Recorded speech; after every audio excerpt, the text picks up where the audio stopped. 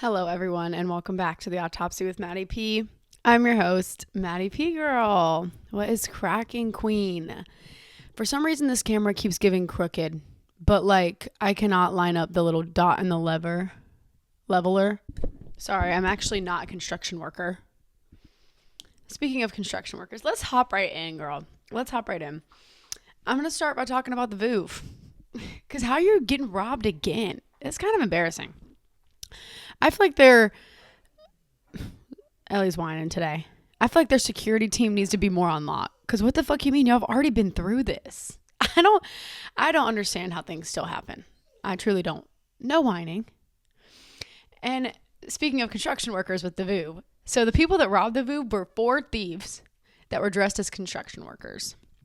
It's giving the Minions. And honestly, that brings me to another point that I heard recently that the Minions are performative. Girls that like the Minions are performative.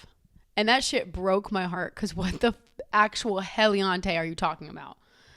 That is not true. But boy, I feel like I've talked about the Minions before. I think they're funny as shit. And you're wrong. Okay? Anyways, what have I been up to, girl? So I went on spiritual retreat this past week. And if you're an adult woman, you should take any opportunity you can to go on a spiritual retreat. It's just like a big girl sleepover. Even if you don't take anything away, you take away the unity. Glorious. Love that shit. So I guess I'll just brag about that. And that'll be kind of our topic this week a little bit, as what has been happening to me in my heart and on my insides. And I noticed something that I'm embarrassed about. I should be embarrassed about a lot more than I usually am. Last week, the acceptance episode, it's Halloween, y'all. I didn't dress up. I didn't even say happy Halloween. Halloween is the day after tomorrow. That was atrocious of me. I was genuinely upset that I was like, stop, I didn't do anything. What the hell? So happy Halloween. This is a week after Halloween, but it is always, like I say, it is always Halloween for this goblin. I love Halloween. It's just the best. And this is something just stupid. There's domestic violence, first of all, happening around me in my apartment. So if you hear screaming, Ellie's whining at it. It's constant. Thanks. I'm tired. And it sounds like there is a wild buffalo stomping upstairs. What does that mean? I don't know. Anywho, I recently learned a little bit about x-ray machines and the fact that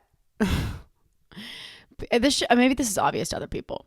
X-ray technicians used to just put their hand every single day under the machine, just naked, to test their machine. And I saw pictures of technicians, just said the word technicians seconds ago.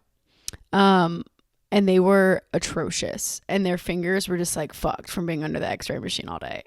Ugh. And they called it X-ray because they didn't even know what the fuck it was. And they were like, this is crazy, right? Am I saying that right? Yeah, they're an unknown type of radiation. So it's called an X-ray.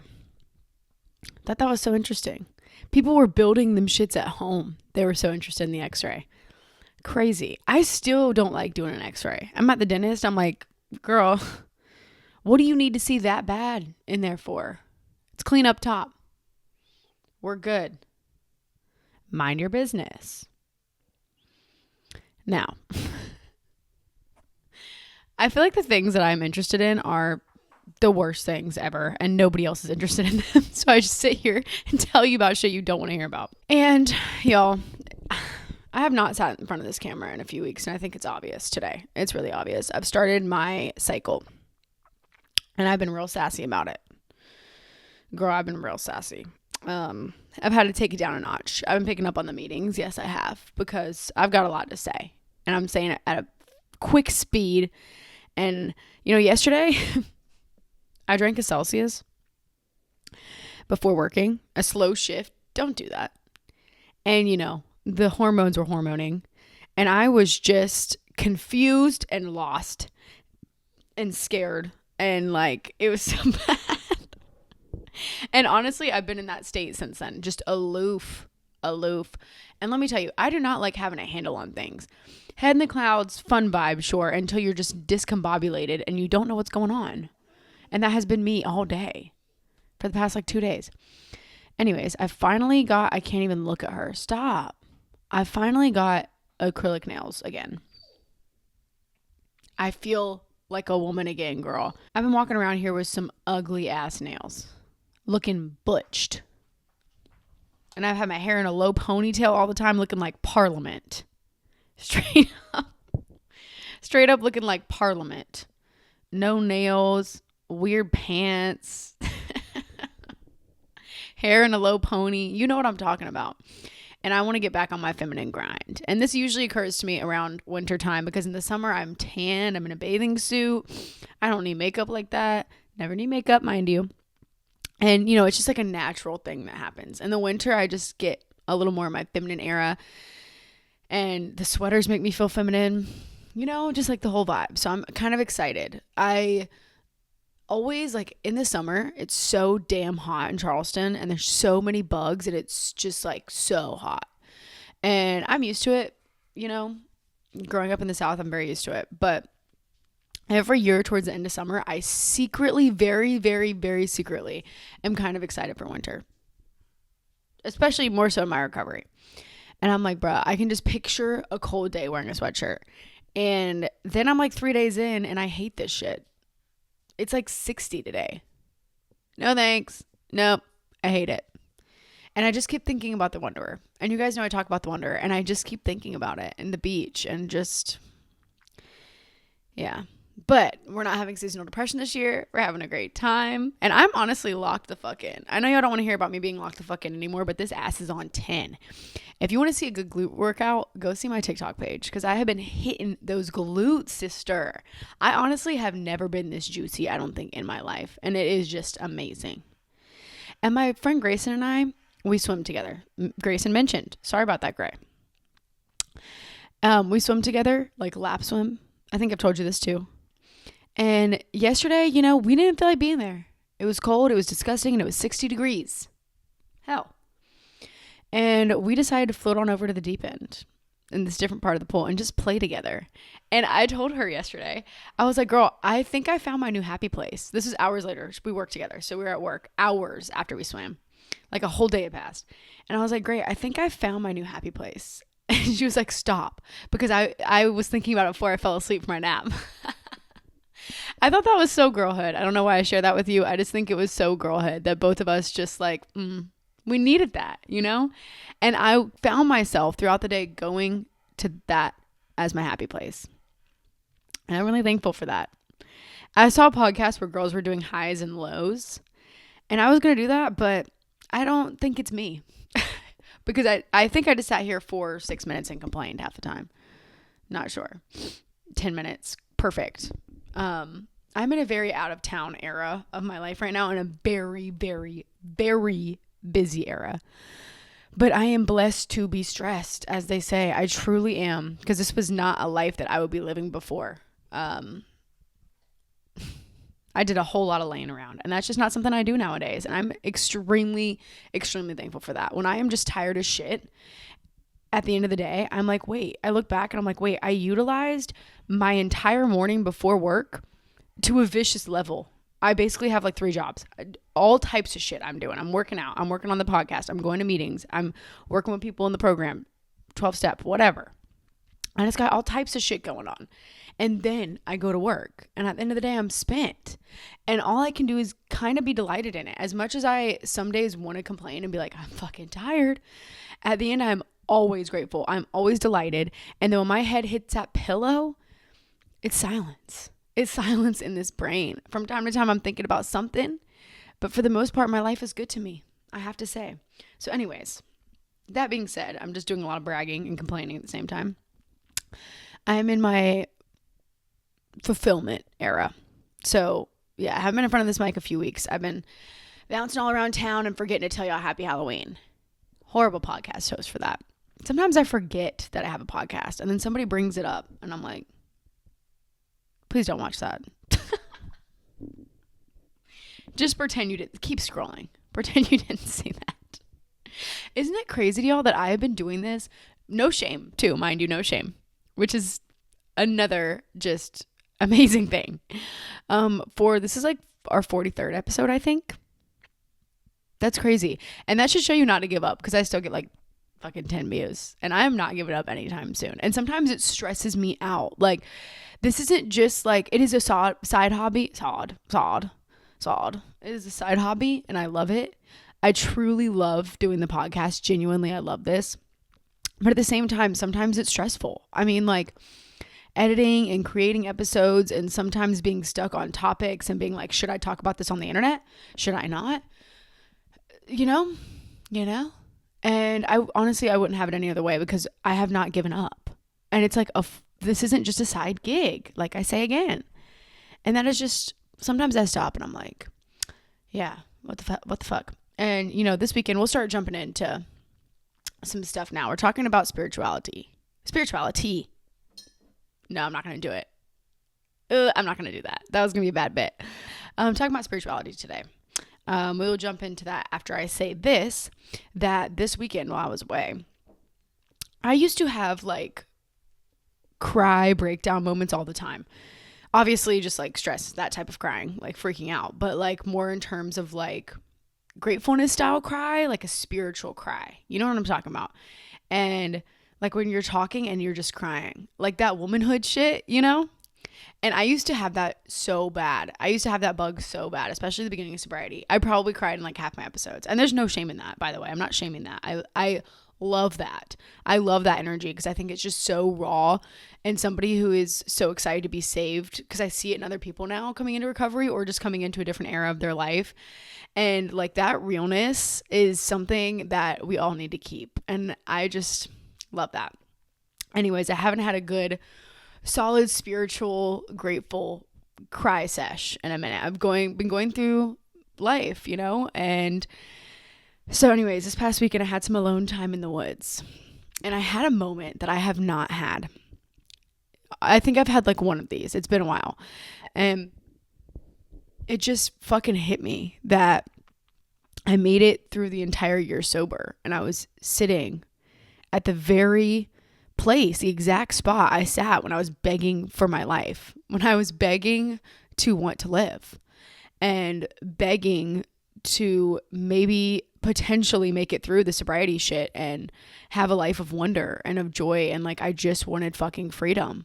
And I was sitting there bawling my eyes out a year ago.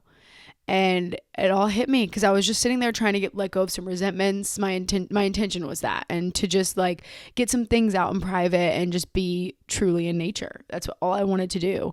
And yeah, it hit me, and I was just like crying again. And I was like, oh my God, Maddie, thank you so fucking much for putting in all that work. Like, we get lost in it, and it makes me a little bit emotional again, because I really did that for real. Like, and I'm not taking all the credit for that, because a lot of that was shit that I prayed for, honestly. That shit was like, half of it was not of me. Like, and it was other women. It was other people in the rooms, people that showed me the path, people that don't know the rooms that showed me kindness and peace, people that gave me a second chance. And above all, people that were vulnerable with me and made me know it was okay beyond just telling me it was going to be okay. Showing me for a fact in a way that I couldn't deny that it was all going to be okay. And anyways, I'm on my period though. So maybe. But anyways, I like wrote a letter to myself, which again was not my intention, sitting down, and was just crying by the end of it. I was just so beyond grateful and proud of myself in a way that I haven't been yet in sobriety. And I think I'm really hitting a new era in my sobriety where I get to help other women. And, I come here to help you guys and to help people, but I come here for documentation and to be vulnerable, to show that you're not alone. Because once again, that's what saved me. But now, like, in a way where in my real life, women that I know around me, I can have an influence in their life, and I can help guide them in a path that saves their life, genuinely. And it is that deep. That's what's happening. Like genuine lives saved, whether it's mental health that takes them or their disease or whatever the fuck it is. Getting away from all that shit that truly can kill us. And it is looking back to at the beginning of my sobriety, I kind of wanted that. I wanted to be able to help people, and I wasn't sure how that was going to look. And seeing it for what it is now is some shit I can't repay. And that's why I say I'm so busy in the best way, because I don't feel like I'm being torn like at all angles. I feel like I'm busy in a way that I want to be busy, and it is just fucking awesome. And my life is not perfect whatsoever, not even close. I don't have the job I want. I don't have the career I want. I'm still kind of lost in that career paralysis and in somewhat purpose paralysis in some minute ways compared to what they used to be due to healing. Thank God. That still exists, but everything is so fucking awesome. And it's just a life that I never dreamed of having, that like joy is elicited within me and not from all the exterior stuff. And for some people that's obvious, but for me that took months and months and nights in a row of sheer work and determination to have this life now. And this is only the beginning. Don't know why I went on that tangent. Just thought I'd share that with you. But today, we are already 20 minutes in. Today, we are talking about a little bit about like spirituality, but specifically kind of higher powers. And before I go into this, I will state again, this is a religious-free podcast. Whoever you are, whatever you believe, you are more than welcome. Or lack of belief, doesn't fucking matter. I never talk about this, ever. There are many reasons for that, aside from making sure this is a protected, safe space for anybody in the entire world. Anybody who... Can I speak? No matter what you believe is what I'm saying, for you to come here and feel seen and feel heard and understood. It's super important to me. But I don't talk about it. So yeah, I just recently, I couldn't do it anymore. I couldn't keep putting off this topic because it has been a huge growth era of what I'm going through. And I come here and talk to you about what is kind of currently happening in my life, more specifically in my recovery, whether it looks like from my addiction to my alcoholism, or if it's from mental health stuff, or from even traumas, dare I say, we have coming up. So this week, my life is revolving a lot around spirituality. And that was up and coming into before the retreat. And I knew the retreat was really going to blossom that for me, because recovery gets stale. And I don't need to reiterate that to you, because if you've seen any past episodes, I've talked about it a lot. That, sometimes recovery is monotonous. And that is a blessing again for it to be monotonous. Because I remember a day I never thought it would be like that fucking ever. And now healing sometimes can be monotonous for me. That's fucking awesome. And I have to view things that way. And I'm blessed that is kind of innate for me to view it that way. But I was kind of going through that period, and I recognized I was spending a lot of time in the park. If you follow my TikTok, spending a lot of time outdoors, reconnecting, because I realized that part of me was missing. And maybe not missing, but I was struggling definitely in the spiritual sector. And that is something that my life is just better in. And we'll get kind of a little bit more into that. But yeah, I had been reintroducing, making sure 1000% bare minimum, I am meditating and I am speaking to what I feel to be my higher power. Sometimes could fucking be placebo. I don't even know. Just reintroducing slow doses into my life. And I find in every facet of my life, no matter what I am introducing, slow doses always works for me. 1000%. Exercise, food, down to everything. Men. What men? I don't know, actually, now they bring it up. Down to everything, though, I'm a slow burner. Okay. And that is something I've learned about myself in recovery. And that is how I went about redoing the spiritual shit. And then slowly I've got rocks in my hands and I'm walking around the grass barefoot at night. Should I admit to that?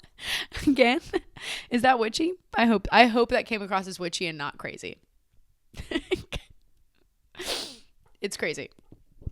Anyways, this is the slow burn I've been taking. The spiritual retreat really shot me off into error. And I more so than anything just had some realizations there. I think also a reason I don't talk about this stuff is because it is personal to me. And it is not information that I want floating out on the internet. It's not. It's very extremely intimate to me. And it's a great gift to me. My spirituality is, and my higher power, and yada yada. So that is also a big reason I don't, and I will kind of dance around things today. I'm not going to dive in as deep as you think, more so little things that have popped up and kind of like tips, I guess, in a way. And I feel weird even saying that. I don't know how to describe. I don't know how to go about this conversation right now, basically. So we're going to be doing some hopping around in different ways. But for me, in my personal life, realism, and we did touch on this a few weeks ago, realism bites me in the ass from time to time. My brain functions as such, where I need things to be so proven in this way. And I do feel so deeply, and I understand energy very well. And I think that's why I gravitate towards it. But there's just a certain level of humanity and being here right now, because that's what fucking matters. And I just don't like I get too delulu sometimes in that realism where everything needs to have an answer, and like to a point that I'm even questioning down to like the power of the universe. And this is a natural kind of course that my brain goes through every once in a while. And this last one got kind of like dark in a way. Usually it's kind of exploratory, and I've always been extremely existential thinker. Extremely. Like since a kid, I've described it to you before, a very young age. And it just got to in a way that I felt I couldn't escape it. And I knew that it wasn't the truth in my heart, like the truth of me, and not the truth of what the answers are or anything like that, because that's just not how things work, but the truth to me. And, you know, feeling those things and the power of certain prayers and meditations and stuff like that was escaping me. And I felt like it was like out of my control in a way. Like I couldn't just go reach back out and grab that again. And it was weird, and it was kind of dark. And it was just presented to me in a way that I didn't like. I didn't like what was like coming up on my insides. When my thoughts get that deep and the realism cycle gets that deep, things get dark, yes, but things start to fall apart in my life too. I feel like I just had crazy eyes. Things around me start to fall apart, and my purpose gets slimmer and slimmer and slimmer, and I get bigger and bigger and bigger, and not in a good way, in an egotistical way where I feel, this is a transparent place where I'll say it, I think I have an issue with where I feel entitled to things. And that's not, I think I have an issue. I think everyone goes through that. But I recognize that within myself, that was a recent thing too, where I was feeling entitled to certain things that, you know, sometimes you work tirelessly in your life for stuff, and you don't just get it. And you may never just get it.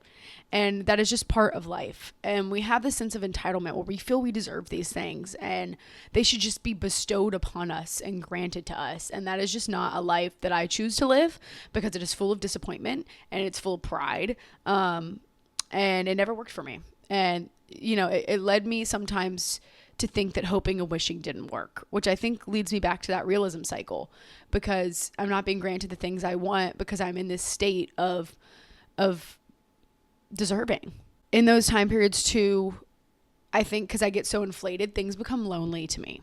And that is because I am no longer seeking to serve others, and I am no longer as worried about what the next person has to offer. Because if I'm looking at things realistically, not what they have to offer, sorry, what they need or whatever, like what I have to offer to the next person. Didn't mean it like that.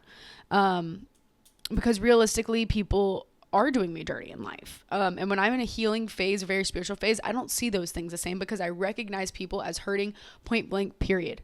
That's it. And my brain does recognize shit like that. There isn't, that person was mean to me. There is no getting even or none of this shit. It's about my side of the street, period. I'm saying period a lot today. Sorry. I'm on my period. It's about just keeping my side of the street clean. And when realism, you know, gets down to it, it's like, well, why am I being nice sometimes? And that I'm not scared to admit that either, because it's just a natural human thing that comes, and it happens where people are doing you dirty, or you're not getting the same things in return or the same energy back. And I'm not talking about a level of protecting your peace. I'm talking about in a selfish way. And yeah, so when I feel realism is coming back, it gets lonely. A lot of people in sobriety do attribute their relief and their success and their story to a higher power. And there goes alarms. to finding God. Sometimes I feel like I'm cursing when I say God on here because that's just not what this podcast is about. And I don't want it here, but here we are. Anyways, a lot of people equate their sobriety to that. And that, for me has never been my story. And I think I come here to talk about it today because I do think that that is different than a lot of people. And to me, that's normal because that's the life I live. That's my story of recovery. But when I listen to people who also share this life of sobriety with me, I'm on my own in that realm. Not in a scary way, but it's just different. And I want you to see that everything is possible. You don't have to have a higher power, and you don't have to understand anything. And I do want to be proof of that in any realm that you need me to be proven. Because that was a really big, hard thing for me. It was getting over the fact that, I didn't have a higher power, especially coming in. I had absolutely no higher power. So yeah, that's just never been my story. But I did I do attribute a lot of my success in my sobriety to recognizing that my life cannot be of me, period. I didn't have a higher power, but I knew that it couldn't be of me anymore. And it was this answer out of my life that was beautiful, that we're about to get into a little bit. I think it's that I was granted the blessing of relief of taking myself out of the picture. And it's hard to articulate sometimes, that feeling. But giving your soul up, and because I didn't have a higher power, to me that looked always like others. Giving back is what that looked like for me. And it was a fantastic relief. And if you're in the program, that's step 3.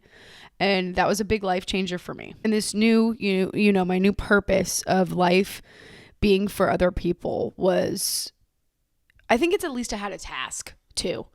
When you get sober and you have fucking nothing and no personality, and like all you have is like this really dark brain, and you're excited for this new life, hopefully, because you fucking can't take it anymore, but you're really dark.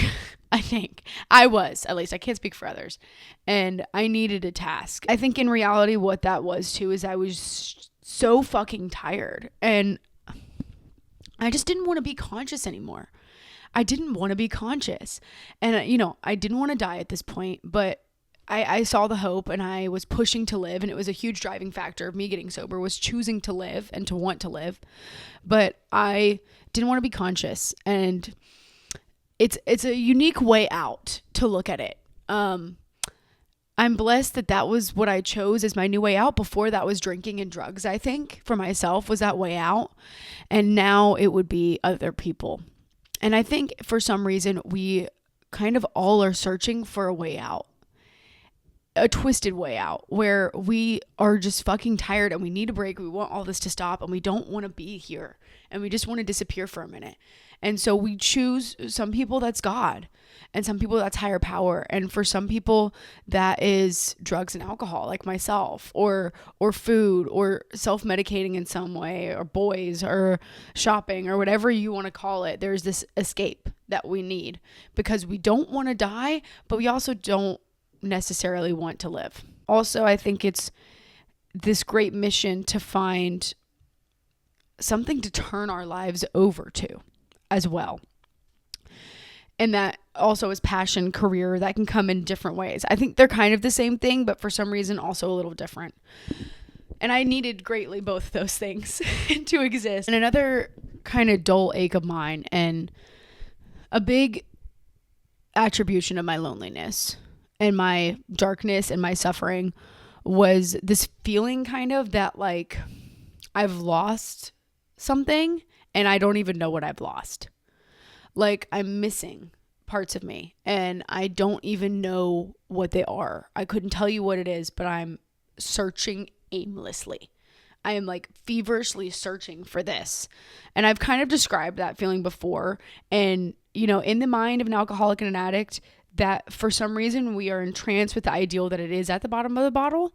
And in reality, it's crazy because we're just escaping and our brain is like, yeah, maybe it's there to get this relief so that it stops. But we think we're finding something there. And that's not for me to describe to you what alcoholism and addiction looks like, because that's not my recovery. My recovery is that I fit into life. Life doesn't fit into me. I fit into you. You don't fit into me. is how I have to live. But, you know, just so people understand that that feeling can be named and that somebody else does see that and understand where you're coming from, because it's very scary and it's very lonely to feel that way, because it's the main thing that makes you think no one will ever understand you, and kind of begs you to continue to drink and use. And this is kind of a little off topic. I said we're dancing around today. We are dancing around. This is a very personal thing for me, I say again. But I was listening to this podcast. His name is Paul Rosalie. I think I've talked to y'all before. I don't know if you know, I'm obsessed with the Amazon rainforest. I love animals. I love nature, but I'm obsessed with the Amazon rainforest. Paul Rosalie is this guy who he had dyslexia, and he was not making his way through school. So his parents were like, fuck it. Bro got like had enough money for a plane ticket and went to the Amazon and found this new way of life. And like now he owns forest protectors. What the fuck is it called? I don't know what it's called. Project Forest. I don't know. Anyways, they're burning hundreds of thousands of millions of acres of the rainforest. It's horrible. That is the actual lungs of our planet. And I'm not here to be an activist today. You see, it really gets me riled up. And I love Paul, because he's going out and he's fighting this. And it's kind of in the similar way where he is fitting into there instead of it fitting into him, which is not something we often see with people who venture out into the wild in certain ways, or venture out into certain walks of life like that, because they're in a performative level. And Paul even admits, and this is what makes humans so human to me. This is when I really respect somebody. He's like, well, there are some pieces in an interview. He's like, in some pieces, things were for ego and were performative. And, he's like, I was a kid and it fell onto him because he wasn't expecting all these hundreds and thousands of followers. He was just trying to fucking find a way in life. And he was always called towards the forest. And just for him to admit that performative side was enough for it to click for me that like, he is actually who he says he is. And, now he just wrangles. Sorry, I do kind of have a crush. Okay. Like, is that not obvious? Like, he's low-key daddy. You should look him up. Like, I don't know what else to say. Anyways, that's what he does for a living. And now he just like is on Instagram. I mean, he does real life stuff, but he's like stays in the Amazon rainforest for like weeks and weeks on end, like learned how to walk barefoot. He has crazy ass stories that you can go, the Joe Rogan one's the best podcast to go watch. I've watched it like 3 times. It's 3 hours long, but there's a few others that he's on that are great. And he's just like holding big ass snakes and like catching anacondas, and the anaconda thing is so interesting to me. Anyways, holy shit. I was listening to a podcast of his the other day, rewatching for the 5th time, and I heard it. I hadn't heard this before. It didn't hit the same for me. But he was saying that, when people woke up, essentially, I'm not verbatim quoting, but when people woke up back then, or in an ancient way, but also in a place like that, in a more wild place than this concrete jungle that we all live in. Even if you're a small town, it's still kind of concrete jungle. Is that fair to say? I feel like it's fair to say. Anyways, not the same as it used to be. Damn, can she get on with the point? You wake up and you have to do things. You have to find water. You have to feed the animals or find something to eat. You have to make a fire. There's survival instincts that are in play that still exist amongst the people that he's referring to in the Amazon, and people all across the world. And that we wake up, us now in this concrete jungle, those of us who live in the hustle and bustle, that we don't wake up with this sense of purpose to get up and get going because we know exactly what we have to fucking do. So we wake up and our natural thing is aimlessness. And something really clicked with me. It made me calm down, because instead of like, what the fuck, we're not supposed to be this way. And it's because that has always been obvious to me. I know we're not supposed to live like this, but we do. And that's that realism. But it made me calm, because maybe my lack of purpose is a lack of survival instinct as well. And like survival shit that like I'm a creature.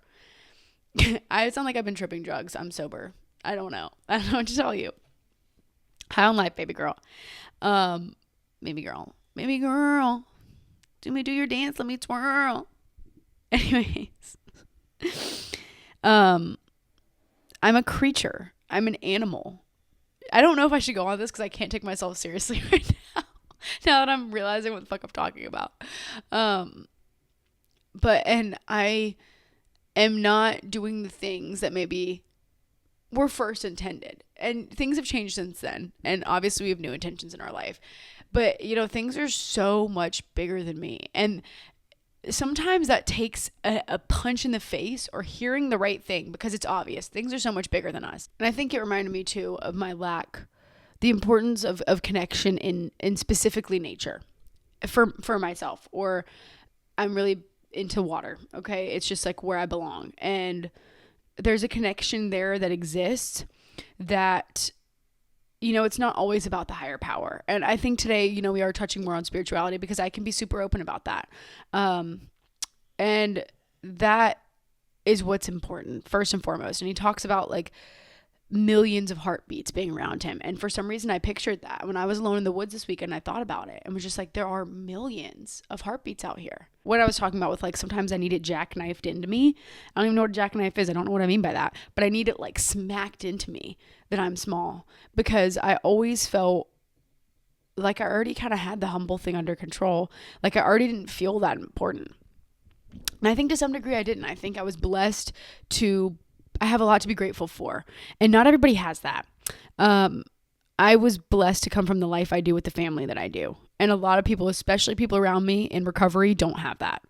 And so it was kind of easier for me to feel small, and for me in a good way, because I'm grateful, and for me to be kind and kind of naturally have those things. So when I got into recovery, I didn't feel like I was that important, because I had this love for other people because they had given it to me, and I had been instilled with great virtues from a young age.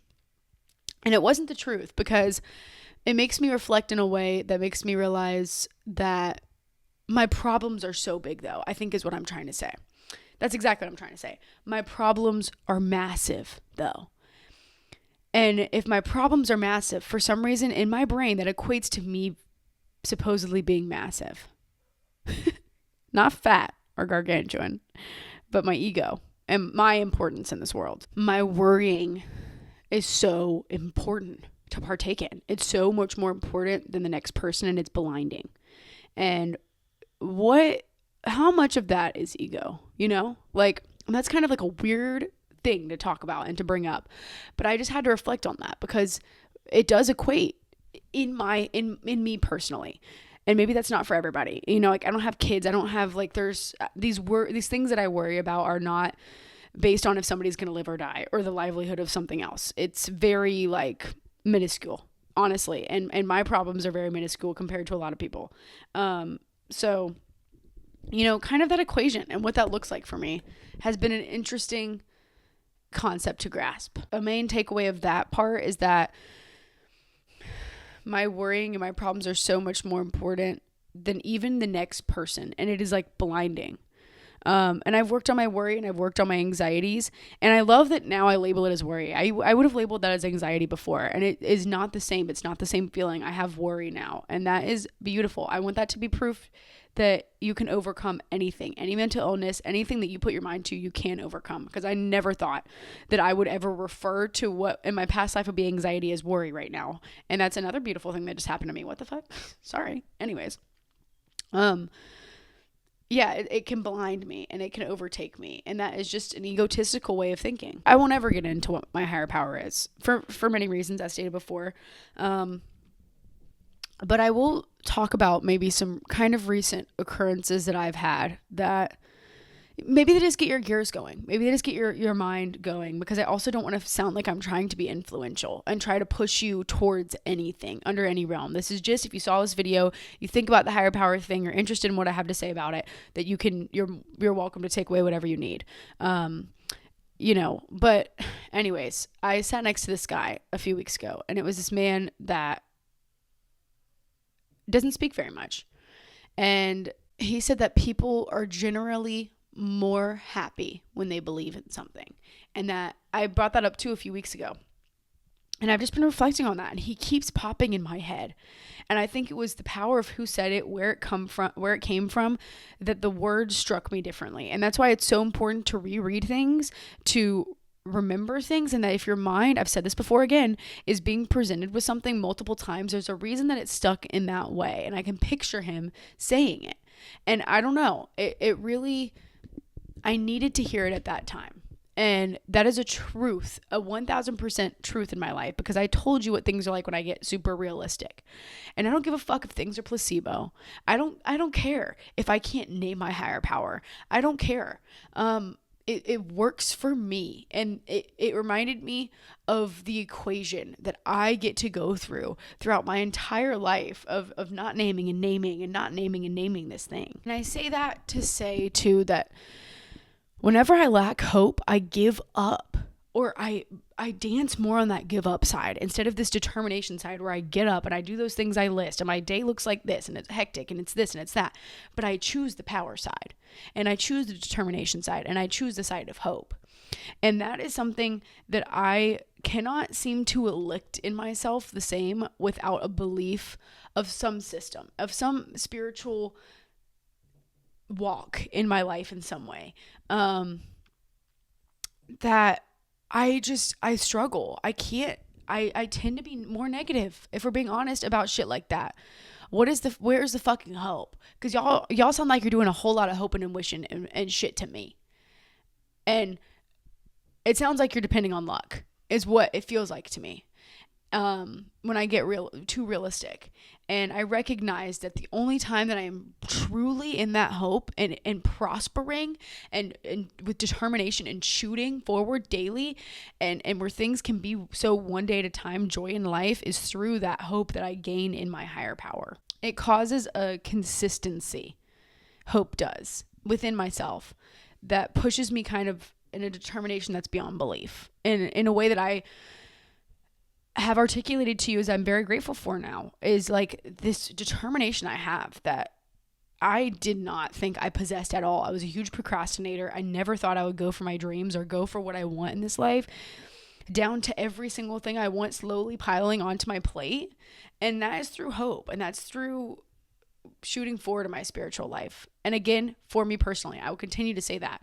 And that brings me to the point too, I think, of there is a huge misconception in life that people without a higher power, people who don't follow religion, cannot be happy. That they are these sad and desperate and broken and evil creatures, is I feel like how it's depicted. And in my early sobriety, I was choosing kindness. Like I said, I turned my life over to kindness and to other people. That's where I chose to give my life. And I was doing it daily. I was working on a lot inside of me. And it was simply to be a better citizen, simply for the betterment of others, people I did and did not know, for my community, for my society, for people I loved. That was the goal, period. And there was no driving factor of a God behind me in that. I chose to do that.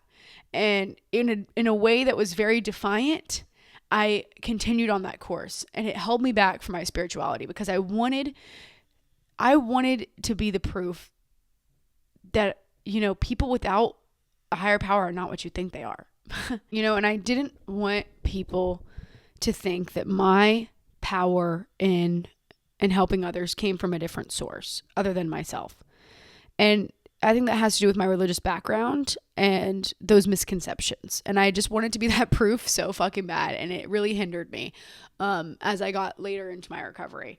And don't get me wrong, it was a blessing, because it was a blessing to hand my life over in that way, because I never believed necessarily in changing the world on these smaller scales like people say. I did.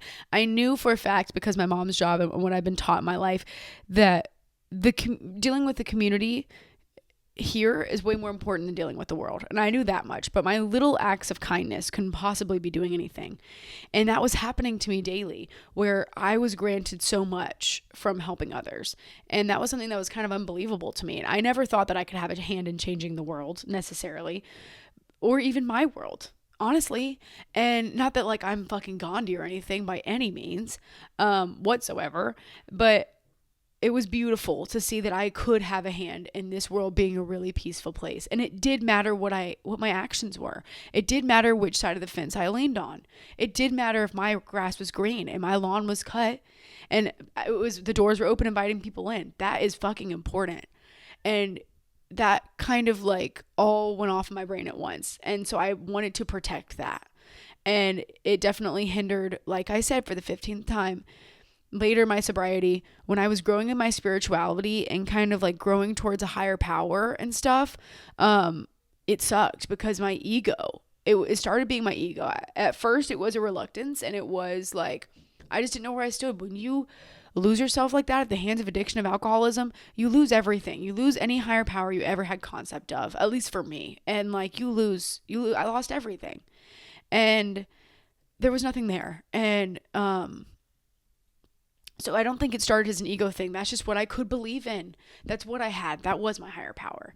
And, over time, I could feel things in a different way. I could feel my pineal gland. I could feel like these energy sources. I could see life in different ways. And I was really, really struggling over that mark, that I was no longer going to be proof of goodness without God, without a higher power. And I still struggle with this day of saying God, because to me that is so fucking religious.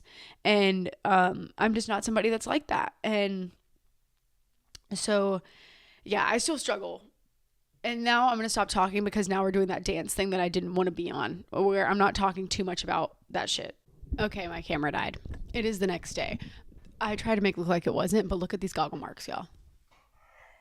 That shit bruised my head for real. Anyways, no ma'am. Where was I?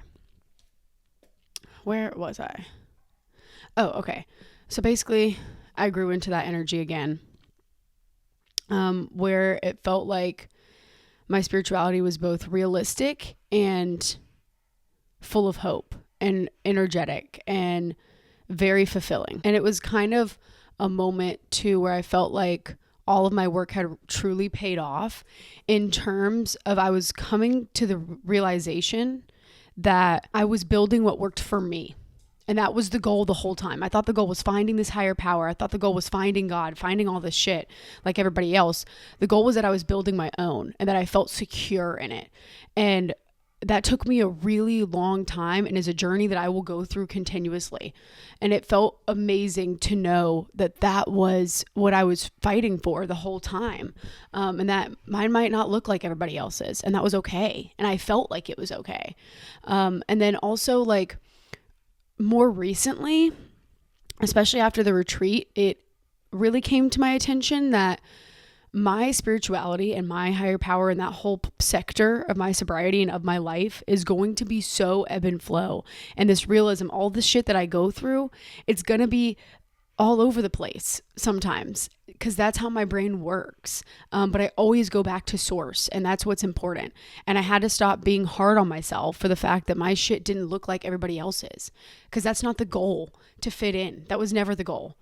The goal is that I provide my own with enough confidence that I'm not searching for it to look like somebody else's. And that was a piece that my higher power provided me with, that I didn't have to have what everybody else had. And I don't have the answers, and I don't have to be sorry for that. I don't have to feel guilty for that. But what I do have to do is try, no matter what. I have to keep the door open, and I have to push, and I have to try for my spirituality. And if it takes me more than others to stay connected, that's what it takes. And in reality, because of all those realizations right there, it keeps me so fucking connected, because I know I have to push and I have to try. And it provides me with immense amount of peace on its own, because I'm there and I'm present and I'm willing. And that's the whole fucking point, was my willingness. As long as it's there, I'm straight. And luckily for me, as an alcoholic and an addict, I have to pray and I have to meditate. And I have to be centered. I've been really working on reconnecting my mind and my body and my spirit and making it all cohesive. And I feel like it's easy to get separated in that. When you have mental disorders, your mind and your body just always end up in two separate places sometimes. And that's because we're healing. Because the joy that we used to feel before was like a bodily sensation, and our head wasn't there. And now we're like all up in our head. And yeah. Is that a weird way to describe it? I don't know. And I think one thing that pushed me towards opening my mind from that sector where I wanted to be proof of this fucking humanity shit and just like so fucking woke was that I'm extremely grateful for my sobriety. And you know, that's part of the promises. Have I been grateful for it the whole fucking time? Will I be grateful for it the whole time? Maybe not. Some days I'm like, what the fuck? Luckily that's not as much now, but especially back then. But I have these huge moments of gratitude where I'm overflowing. My cup is so full. I'm so beyond blessed. And it comes to, where do I give thanks? And that was an issue. Something is responsible for this. Something is responsible because it wasn't fucking me. Like, some days I'm like, how did I even get here? Like, it's amazing. And when it came time to give thanks, I needed somewhere to go. And that built itself on its own because I was like feeling out where to be thankful and where to take my love and my energy. And it's been teaching me. It's a slow burn for me. And that's why I'm not afraid.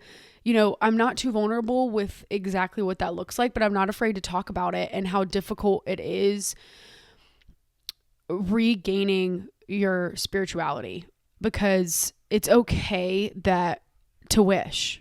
That's okay. It's okay because I work equally as hard as I hope and I dream. And the magic of life and of coming to dreams and pushing for what you really want, there is a believing that exists in that. There's a magic that has to be real at the pit of that, a hope, a belief, and a dream. And that doesn't make me weak. That doesn't make me less than. It adds magic to like my pot that is already overflowing. And there are days where I don't have it in me to placebo. And there are days where I believe everything to be real and I feel so full. And there's some days where I just don't even want to fake what I feel to be placebo. And it doesn't fucking matter. It's okay. I'm fine. I get up and I try again tomorrow.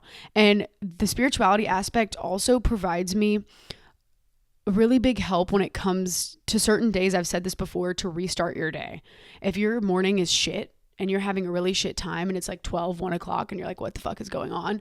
You can restart your day and do things that are morning-esque. It could be 4 p.m. and restart. And the spirituality aspect really helped me with my reboots. I utilize that tool a lot because I needed to get out of my energy and the funk, and that is so hard for me to do. I like hold on to it and I can't just fucking move on. And the spirituality allowed me to like emulate whatever my mornings in terms of prayer, meditation, and diving into some, whether it's program literature or other books or different shit, just diving into stuff. And that is what provides me with like this sensation of love to go and be great and to restart my day. Honestly, being open-minded is a huge pillar in sobriety. To people, to things, to everything. It is so important to be open-minded. And when I feel that slipping, when I feel realism coming back and my door's just shutting, I know it's not a good sign. And that's a rule that I made, that every door would always be open. And sometimes love seeps through those doors and I start to gain clarity and understanding. And sometimes they feel cracked and it's just enough breeze to kind of get me through. But they like have to stay open. I just get so confused when I'm on my own. And there's a saying that says quick to see when religious people are right. And I heard that and I used to get so ticked off when people would say that shit. And it's the truth. It's the truth because you don't need religion to be sober. You don't. And I think that's a misconception. And today I like to focus on the spirituality sector. I don't know. I'm doing the dance thing again. But you don't need that to be sober, but you need the ideals of religion. The basic ideals that maybe Jesus holds or Allah holds or whatever, you need all of them. The love, the patience, the courage, the strength, the humanity, the humility. You need that shit. That's how you go forward. And that was a beautiful realization I also had, that I can emulate it though. And I don't have to fake it. I can just emulate it. And slowly over time, no rush, things start to flow through me and I can feel the peace. And that part may take time, the building of finding what works from different religions or a specific religion or whatever that is. It takes time and you can build that for you. It does not have to look like everybody else. That's why I keep this podcast so open, amongst obviously many reasons. So I hope that some of that made sense. I was nervous coming on here to talk about it, and I feel much better kind of discussing this sector of my life because I think it's really important and really pivotal in sobriety. And I don't want to pretend that this was all of me or that I put in all this work to be sober. It's a miracle. It is a miracle to be sober. It is a miracle to change. It's a miracle to get rid of mental health issues. That shit comes from the stars. And I've said it before, it truly does. That is just like the divine timing and divine energy that flows through all of this and through healing is something that you can't do on your own. Even if it's like me and you give your life to other people and you let the gratitude flow in and recognize that other people too can help keep you sober and get you there. It's not something you can do by yourself. And that's kind of what I want you to take away today. And I just kind of wanted to talk about it because I love this topic and I keep it off the podcast. And I wanted just a week where I gave an update. And the answer is that I'm still confused. And I think it's because we're here now and, searching for the answers in the next constantly and feverishly is something that drowns me out. And I want to be here. And I want a balance that makes sense to me. And it took me a long time to find that. So search for what works for you. Even if it's just sitting in silent meditation and there's nothing there, it takes a long time to build that shit. Even if you even stretch for just 5 minutes, journaling, all the stuff that I tell y'all is what brings peace. So yeah. And I'm not pushing anyone towards anything. I want to make that abundantly clear again, but I love you guys and I hope you have a great week. Bye.